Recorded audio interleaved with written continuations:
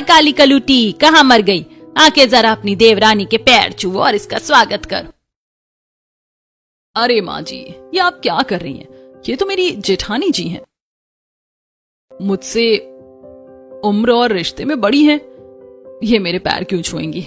शास्त्र कहते हैं कि बड़ी बहू घर की नींव होती है, पैर तो मुझे इनके छूने चाहिए। गीता आगे बढ़कर सीता के पैर छूने के लिए झुकती है। सीता घबराकर 2 कदम पीछे हट जाती है।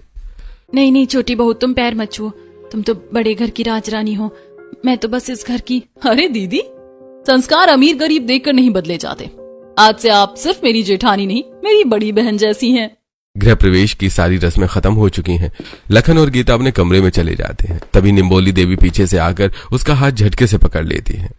कहाँ चली महारानी? पैर फैलाकर सोने जा रही है? ये जो शादी का सारा रायता फैला हुआ है, इसे साफ करने क्या तेरी माँ आएगी? चुपचाप से पूरे घर की सफाई कर, झाड़ू पोछा लगा, उसके बाद सोइयो। सीता अपनी कोठरी में आती है, जहाँ न एसी है न कूलर, बस एक पुराना पंखा बहुत धीरे धीरे चल रहा है। बच्चियां गर्मी से बेहाल हैं। पहले जब चाचू की शादी नहीं हुई थी तो कम से कम हम गर्मी में चाचू के कमरे में एसी में तो सो जाते थे। अब तो चाची आ गई, अब हमें हमेशा इसी बिना एसी कूलर वाले कमरे में सोना पड़ेगा ना माँ। यहाँ बहुत गर्मी लग रही है। हाँ माँ, बुआ और दादी हमेशा गंदा क्यों बोलती हैं? क्या चाची भी हमसे नफरत करेंगी? नहीं मेरी बच्चियों, रोते नहीं है, तुम्हारी चाची बहुत अच्छी है। तुम लोग आंखें बंद करो, मैं पंखा झेलती हूँ। बच्चियों को बहलाकर सुलाने के बाद सीता कमरे से बाहर निकलती है और रात के 2 बजे तक अकेले पूरे हॉल की सफाई करती है। और जब सीता सोने के लिए अपने कमरे की तरफ जा रही होती है तभी सुन महारानी, कल सुबह सूरज निकलने से पहले उठ जाइयो, कल मेरी बहू की पहली रसोई है। हाँ माँ जी, आप चिंता मत कीजिए। निम्बोली देवी मुंह बिगाड़ कर अपने कमरे में चली जाती है। सुबह के ठीक 4 बजे उठकर सीता घर के काम में जुट गई है। वो पूरे हॉल में झाड़ू लगा रही है और फिर बाल्टी में पानी भरकर पोछा लगाना शुरू करती है। तभी दोनों नन्हे कलेशी और तीखी जानबूझकर पानी की बाल्टी को जोर से लात मार देती हैं। ओहो, पैर लग गया मेरा तो। अरे अरे कलेशी जी, ये क्या किया आपने? मैंने अभी अभी इतनी मेहनत से पूरा हॉल साफ किया था। अरे ओए, तेरी हिम्मत कैसे हुई हमारी कलेशी दीदी को टोकने की? चल, ज्यादा लेक्चर मत झाड़ो, चुपचाप इस पूरे कचरे को दोबारा साफ कर। सीता बिना कुछ बोले दोबारा फर्श को साफ करने लगती है। सुबह के 7 बज चुके हैं। सीता ने सारा काम निपटा दिया है। गीता सीधे रसोई की तरफ आती है। अरे दीदी, आप इतनी सुबह सुबह रसोई में? और ये क्या, आपने सारा खाना और तैयारियां पहले ही कर दी? आज तो मेरी पहली रसोई थी ना, मुझे शगुन का खाना बनाना था, आपने क्यों बनाया? वो छोटी बहू, माँ जी ने कहा था। दीदी, पर पहली रसोई की रस्म तो मुझे पूरी करनी थी। अब क्या इस घर के लोग नौकर के हाथ का बना हुआ खाना खाएंगे क्या? अरे नहीं छोटी बहू, मेरा वो मतलब नहीं था, मुझसे गलती हो गई। क्या नौटंकी चल रही है यहाँ पर? तुझसे कितनी बार बोला है नारी काली कलूटी, मेरी गोरी चिट्टी बहू से दूर रहकर। क्या तो अपनी ये काली परछाई हमारे आज के शगुन के खाने में भी डाल देगी? निकल यहाँ से बाहर। सीता अपना सिर झुकाकर रोती हुई रसोई से बाहर भाग जाती है। पहली रसोई की रस्म के बाद सभी लोग खाना खाकर अपने अपने कमरों में चले जाते हैं। गीता अपने कमरे में बैठी है, तभी लखन वहां आता है। लखन, मुझे नहीं पता था तुम्हारे घर वाले इतने जालिम हैं। गीता, मैंने तुम्हें बताया था ना। अरे मेरी माँ और बहनें तो उस 6 महीने के बच्चे को दूध तक नहीं पिलाने देती भाभी को। क्या? अब बस बहुत हो गया, अब देखना मैं क्या करती हूँ। लखन की बात सुनकर गीता हैरान हो जाती है। अगले दिन घर में बट सावित्री व्रत का माहौल है। सुबह सुबह घर के बाहर 2 सरकारी गाड़ियां आकर रुकती हैं। गाड़ियों से ढेर सारे फल, तरबूज, खरबूज, आम की पेटियां और महंगी मिठाइयां और शगुन के लिफाफे लेकर आए हैं।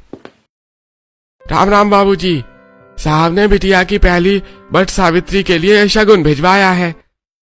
अरे वाह भाई वाह, राम राम राम राम राम हवलदार जी। अरे भाग्यवान, अरे जरा बाहर तो आओ, देखो समधी साहब ने क्या आलीशान शगुन भेजा है। निम्बोली देवी, कलेशी और तीखी भागती हुई हॉल में आती हैं।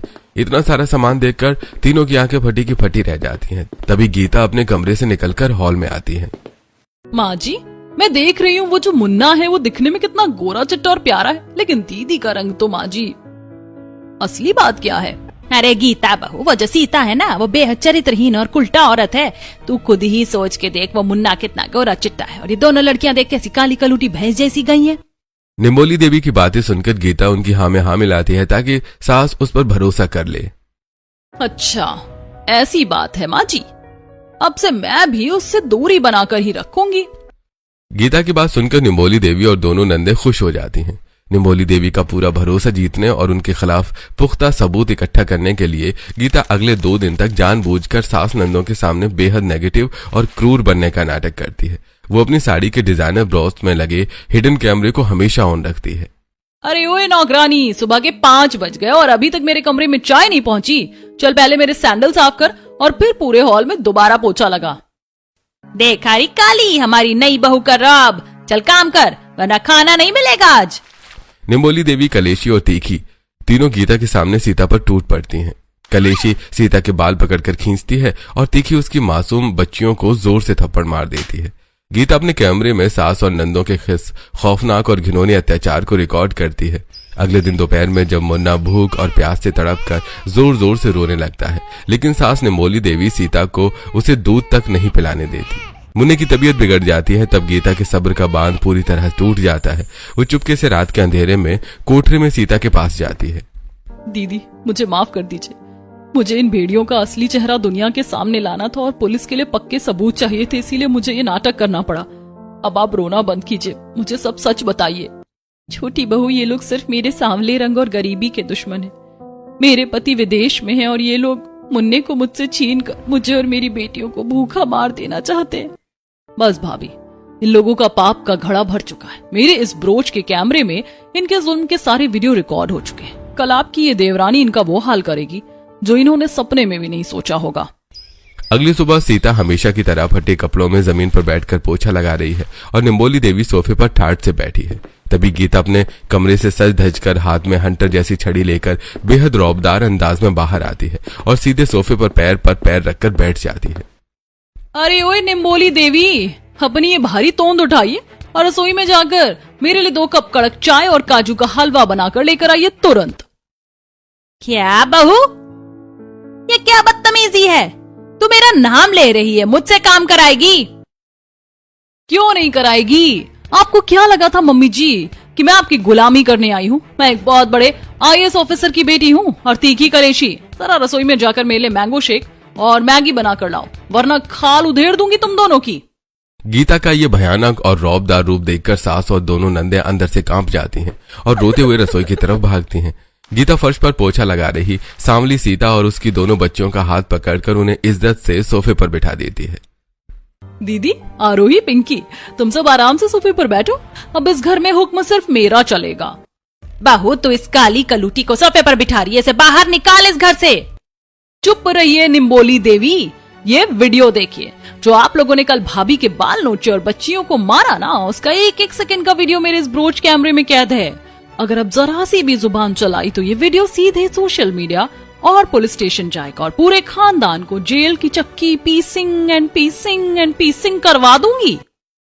ओ बाबा रे, माँ चुप हो जाओ, इसके पास तो वीडियो प्रूफ है, ये सच में जेल भिजवा देगी। अरे ओ ससुर जी, मुन्ने को उसकी असली माँ और हकदार के पास सौंपने का वक्त आ गया, लेकर आइए उसे। ससुर कंजूस सिंह पुलिस और वीडियो का नाम सुनते ही थर थर कांपते हुए अंदर से 6 महीने के बच्चे को लाकर गीता को थमा देते हैं। गीता उस बच्चे को सीधे सीता की गोद में रख देती है। लीजिए भाभी, अब मुन्ने को जी भर कर अपना दूध पिलाइए। मैं देखती हूँ कि कौन सी ताकत आपको रोकती है। अब घर का पूरा नजारा बदल चुका है। गीता ने सास ससुर को उनके आलीशान एसी वाले कमरे से निकालकर उस बिना एसी कूलर वाली अंधेरी कोठरी में शिफ्ट कर दिया है और वो बड़ा कमरा सीता और उसके बच्चों को दे दिया है। ओए कलेशी, तीखी, घुटनों के बल जाओ और पूरे घर में 3 बार डेटॉल डालकर पोछा लगाओ। अगर फर्श पर एक भी दाग दिखा तो रात का खाना बंद। दोनों नंदे रोते बिलखते हुए घुटनों के बल बैठकर पोछा लगाती हैं। तभी गीता जानबूझकर पैर से चाय का कप फर्श पर गिरा देती है। भाभी, मेरी कमर टूट रही, मुझसे और पोछा नहीं लग रहा। जब अकेली बेचारी भाभी से तुम लोग दिन रात जानवर की तरह काम करवाते थे तब तुम्हारी कमर में दर्द नहीं होता था क्या? लो, अब ये फर्श फिर से गंदा हो गया, इसे दोबारा साफ करो। और मम्मी जी, रसोई में जाकर दीदी के लिए गरम गरम खाना बनाकर लाओ। निम्बोली देवी रोते रोते खाना बनाकर लाती हैं। गीता खाना टेबल पर रखवाती है। मम्मी जी, पहले इस खाने को आप खुद चखिए। मुझे क्या पता कि आपने मेरी भाभी को मारने के लिए इस खाने में कुछ मिला ना दिया हो। चखिए इसे और फिर अपने हाथों से निवाला भाभी के मुंह में डालिए। नहीं बहू, मैंने कुछ नहीं मिलाया, ले बेटी खा ले। बहुत अच्छे, तीखी कलेशी, जाओ और भाभी और बच्चियों के सारे गंदे कपड़े अपने हाथ से रगड़ रगड़ कर धो। और नियम याद रखना, एक बार में सिर्फ एक ही कपड़ा सुखाने छत पर जाओगी। बार बार ऊपर नीचे 50 चक्कर काटो ताकि बदन की चर्बी कम हो। दोनों नन्दें चिलचिलाती धूप में कपड़े धोती और हाँफते हुए छत के चक्कर काटती हैं। रात के 12 बजे गीता ससुर कंजूस सिंह को नींद से जगा देती है। ओ ससुर जी उठिए, बच्चियों को रात में ठंडी ठंडी आइसक्रीम खानी है। जाइए इस तपती गर्मी में बाहर जाकर अभी आइसक्रीम लेकर आइए तुरंत। हाँ बेटा, अभी लाया। और मम्मी जी आप खड़ी खड़ी क्या देख रही हैं? जाइए और दीदी के सिर में बादाम तेल से अच्छे से मालिश कीजिए। और तुम दोनों इनके पैर दबाओ। सुबह 4 बजे उठकर गाय का शुद्ध दूध लेकर आना है भाभी के लिए। समझ गई सबकी सब? सुबह के समय दादा दादी रोते हुए मुन्ने को खिलाने के लिए हाथ आगे बढ़ाते हैं। बेटा बच्चे को थोड़ी देर हमें खिलाने दे, थोड़ी देर खिलाने दे। खबरदार जो किसी ने भी इस बच्चे को छूने की हिम्मत की, अगर किसी ने भी भाभी से मुन्ना छीनने की कोशिश की तो सीधे हथकड़ी लगवा दूंगी। जेल की चक्की पीसने का शौक हो तो शौक से हाथ लगाओ। शाम के 5 बज चुके हैं। कंजू सिंह अपनी तोंद पर हाथ फेरते हुए आराम करने की सोच ही रहे थे कि गीता हाथ में एक बड़ा सा नोटपैड और पेन लेकर उनके सामने आकर खड़ी हो जाती है। ओ ससुर जी जरा उठिए, पिछले 5 सालों का पूरा हिसाब किताब मेरे हाथ में है। आपने मेरी जेठानी के मायके वालों से गरीब होने का ताना देकर जो 1.25 लाख रुपए नकद और सोने की चैन ऐंठी है, वो सारा पैसा आज मुझे वापस चाहिए। अरे छोटी बहू, वो तो शगुन का पैसा था। अब भला वो कहाँ से लाऊं? अगर पैसा नहीं है तो शारीरिक श्रम करना पड़ेगा। चलिए बाहर आंगन में जो कुआं है वहां से 25 बाल्टी पानी खींच कर लाइए। अरे राम रे, मेरी कमर टूट जाएगी। 25 बाल्टी पानी, अरे। और हाँ ससुर जी, पानी खींचते समय राधे राधे बोलना मत भूलिएगा। अगर एक भी बाल्टी कम हुई तो मेरे पुलिस ऑफिसर पापा को आपके इस काले धन का पूरा ब्यौरा देने में मुझे 1 मिनट भी नहीं लगेगा। कंजू सिंह कांपते हाथों से हाफते हाफते पानी की बाल्टियां लाकर सीता के बाथरूम से बाहर जमा करते हैं। निम्बोली देवी ये देखकर सिर पकड़कर रोने लगती है। रात के 1 बज रहे हैं। निम्बोली देवी दिन भर के काम से थक कर चूर हो चुकी है और अपनी कोठरी में जा रही है। तभी गीता ताली बजाकर उसे वापस बुलाती है। मम्मी जी जरा रुकिए, रात की ठंडी हवा चल रही है, मेरी भाभी को सिर में दर्द है। जरा उनके लिए खास किस्म की कड़क अदरक और इलायची वाली चाय बनाकर लाइए। निम्बोली देवी रसोई में जाकर जैसे तैसे चाय बनाकर लाती है और कांपते हाथों से कप टेबल पर रखती। गीता चाय का कप उठाकर देखती और जानबूझकर थोड़ा सा चक्कर फर्श पर थूक देती है। छी मम्मी जी, ये क्या बनाया? इसमें इलायची का स्वाद तो आ ही नहीं रहा और दूध इतना पतला। आपने जानबूझकर मेरी भाभी के स्वास्थ्य के साथ खिलवाड़ करने के लिए इसमें पानी मिलाया है ना? नहीं बहू, गिरधारी की कसम, मैंने पानी नहीं मिलाया। मुझे आपकी किसी बात पर भरोसा नहीं है। अब सजा के तौर पर आप इस पूरी फैली हुई चाय को साफ करेंगी और रसोई में जाकर दोबारा नई चाय बनाएंगी। निम्बोली देवी घुटनों के बल बैठकर रोते रोते अपने पल्लू से फर्श साफ करती है। तीखी और कलेशी दूर खड़ी अपनी माँ की ये दुर्दशा देखकर थर थर कांपती हैं। अगले दिन निम्बोली देवी रोते हुए अपने बड़े बेटे राम को फोन करके बुला लेती है। राम विदेश से सीधा घर आता है और आते ही गीता पर चिल्लाने लगता है। कौन है तू? और तेरी हिम्मत कैसे हुई मेरी माँ और बहनों से काम करवाने की? तुम कौन होती हो मुझे सिखाने वाली? गीता आगे बढ़कर झटके से राम का हाथ पकड़कर पीछे मरोड़ देती है। राम दर्द से चीख उठता है। अच्छा, तो तुम आ गए अय्याश जेठ जी। अपनी पत्नी को इन दरिंदों के हाथ में तड़पने के लिए छोड़कर तुम बाहर विदेश में अपनी गर्लफ्रेंड के साथ ऐश कर रहे थे। अब मैं बताती हूँ कि मैं कौन हूँ। माँ देखो इस बदतमीज औरत को, कौन है इसका बाप? बेटा शांत हो जा, इसका बाप बहुत बड़ा पुलिस कमिश्नर है। दहेज और घरेलू हिंसा के केस में ऐसा अंदर करवाएगी कि हम सब चक्की पीसेंगे। इसके पास हमारी वीडियो भी है। राम भी डर के मारे भीगी बिल्ली बन जाता है। गीता राम, नंदो और सास से धूप में बालकनी में खड़े होकर सारे कपड़े प्रेस करवाती है और घर के पालतू जानवर को चिलचिलाती धूप में बार बार घुमाने भेजती है। लगातार धूप में काम करने के मारे ससुर की तबीयत खराब हो जाती है। सास निम्बोली देवी कोने में बैठकर उल्टियां कर रही है और दोनों नंदे चक्कर खाकर फर्श पर गिर जाती हैं। तीनों रोते हुए घिसटते हुए सीधे सांवली सीता के पैरों में गिर जाते हैं। बहू हमें माफ कर दे, हमसे बहुत बड़ी गलती हो गई। हमने तेरे रंग और गरीबी का मजाक उड़ाया, हमें माफ कर दे। आज के बाद हम ऐसा कभी नहीं करेंगे। नहीं छोटी बहू, अब रहने दो। ये सब मेरे बड़े हैं, इनकी सजा बस पूरी हो चुकी है। प्लीज इन्हें माफ कर दो, मैं तुम्हारे हाथ छोड़ती हूँ। ठीक है भाभी, सिर्फ आपके कहने पर मैंने छोड़ रही हूँ, लेकिन कान खोल कर सुन लो सबके सब। अगर आज के बाद इस घर में रंग भेद हुआ या काले गोरे या अमीर गरीब के चक्कर में मेरी भाभी या इनकी बच्चियों के साथ जरा सा भी अन्याय हुआ तो ये सारे वीडियो सीधे पुलिस में जाएंगे। तभी दरवाजे पर गीता के पिता चालू पांडे 2 हवलदारों के साथ आते हैं। तुम चिंता मत करो बेटा, मैं आज से ही 2 हवलदार इस घर के बाहर तैनात कर देता हूँ। अगर इस घर में बड़ी बहू पर कोई भी अन्याय होता है तो उसकी जिम्मेदारी मैं देखूंगा। पूरा खानदान हाथ जोड़कर सहम जाता है। राम भी अपनी गलती मानकर सीता के पैर छूता है और अपनी गर्लफ्रेंड को छोड़कर हमेशा के लिए सीता के साथ सम्मान से रहने का वादा करता है।